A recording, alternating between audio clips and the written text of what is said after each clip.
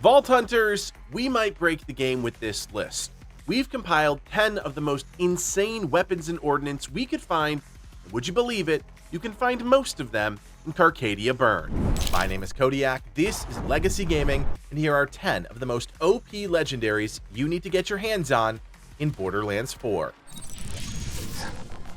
As always, we know there are some hardcore looter-shooter fans out there, which is why we're putting all 10 legendaries in this video on the screen right now.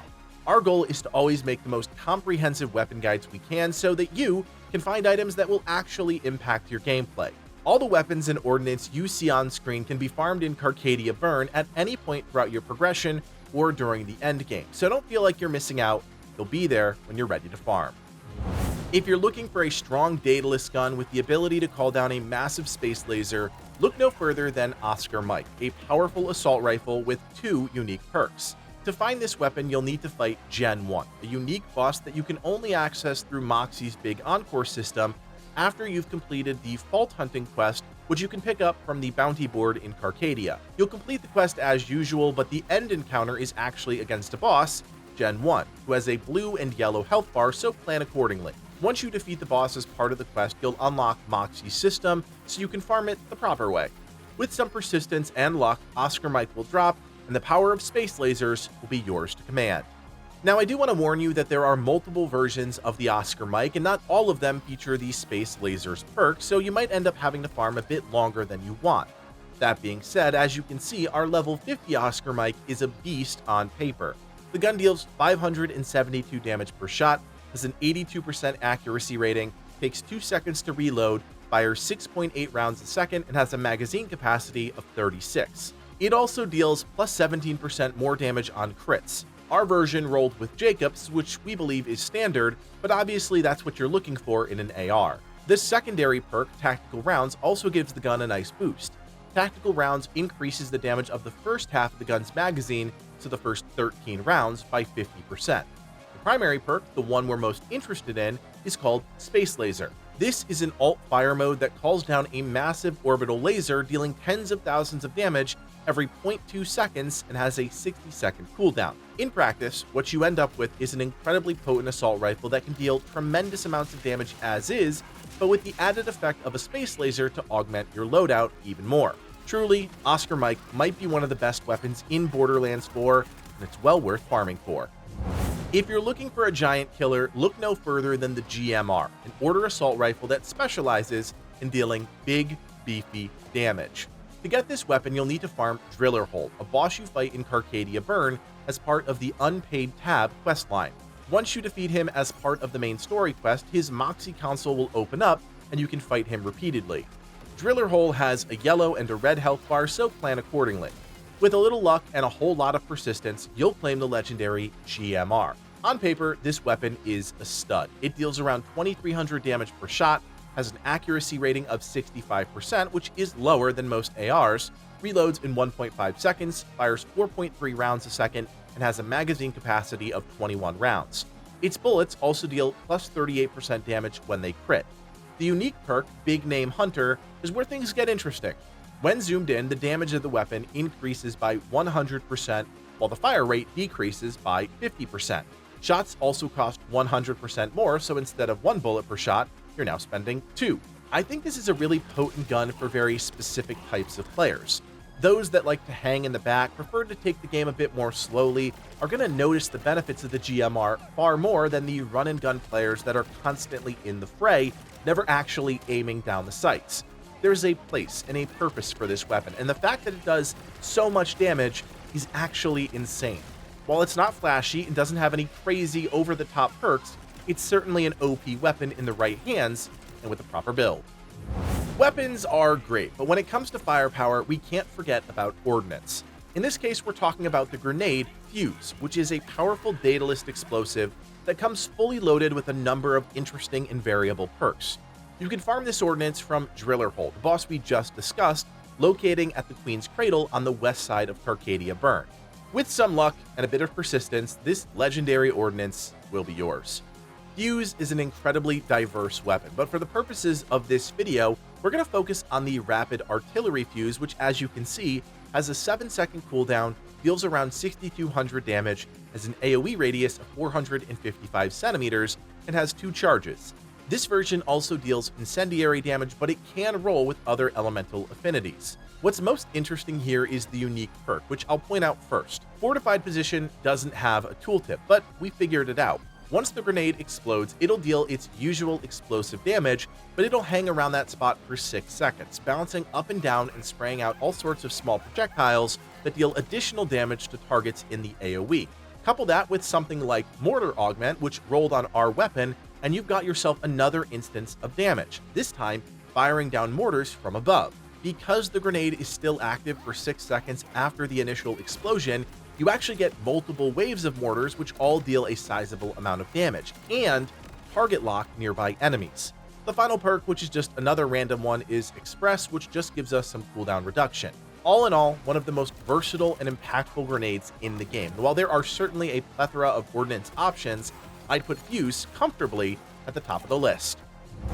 If you're into pistols, then check out the Phantom Flame, a little talked about Jacob's weapon that we think has some massive potential. You farm this weapon from Pango Bango, 2 bosses that fight together at the end of the Tender Cage Ripper Drill Site event. Like all drill sites, you do have to cut through waves of enemies first before taking on the bosses proper, which does make the farming process a bit slower, but because there are 2 bosses, there are 2 chances for legendary loot. Pango and Bango both have a single red health bar, but they do have a lot of health, so plan your build accordingly.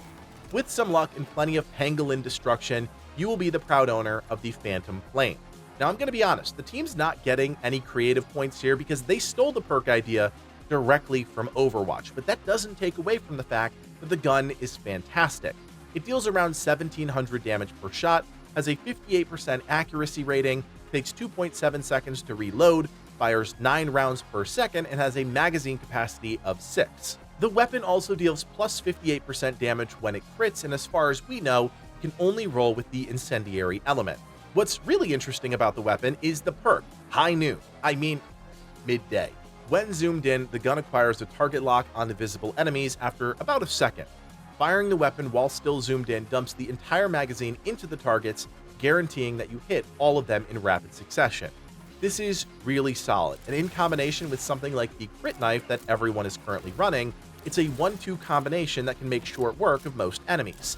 The only thing you have to watch out for is the fact that the locked-on bullets tend to hit center mass on most enemies, which is why the crit knife is so valuable. Because it's a Jacob's weapon, those crits will ricochet, so as is the case with most legendary weapons, the right build can make all the difference in the world.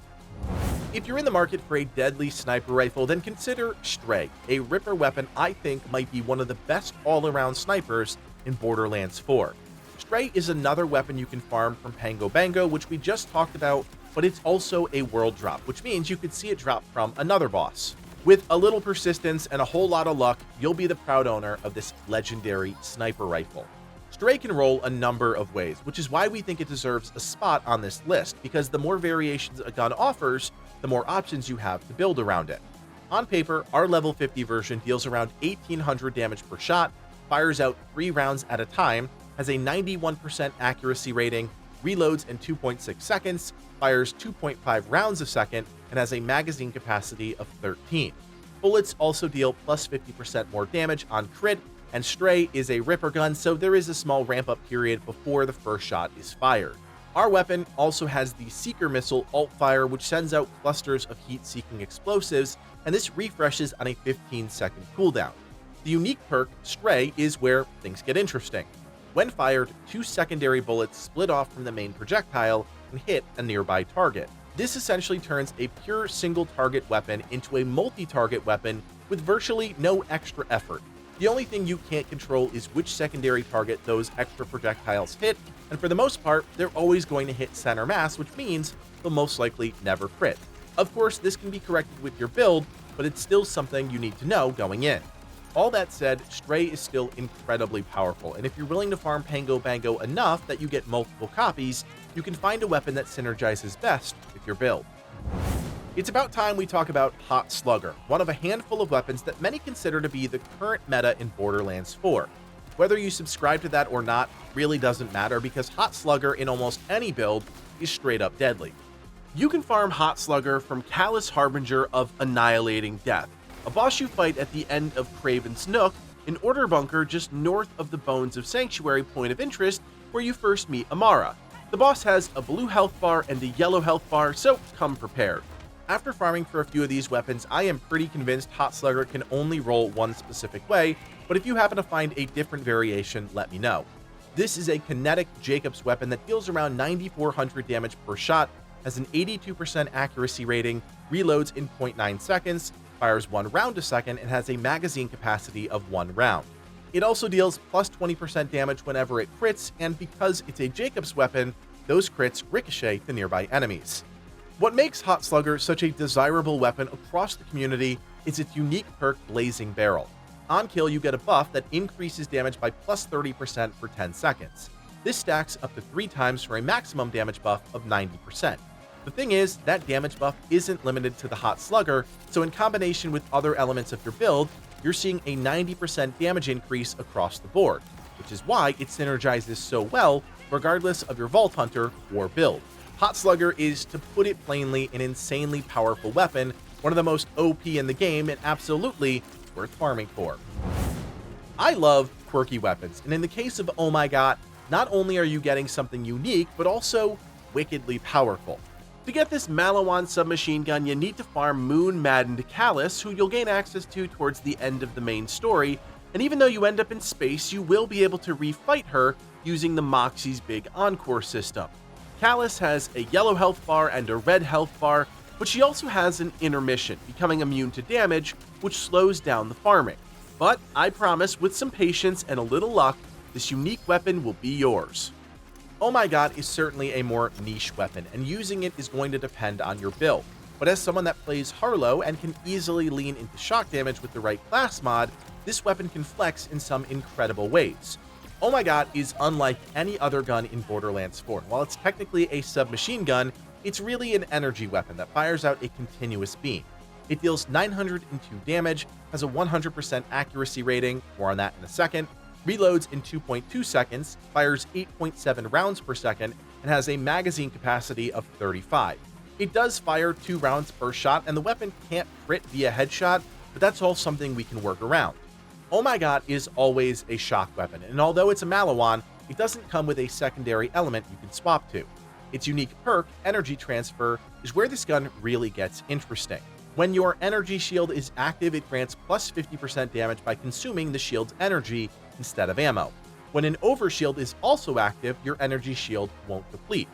Oh My God is a build nightmare, I'm not gonna lie, because it's so niche. But if you manage to pull all the pieces together, what you end up with is a strong shock-based weapon that can be the cornerstone of your gameplay.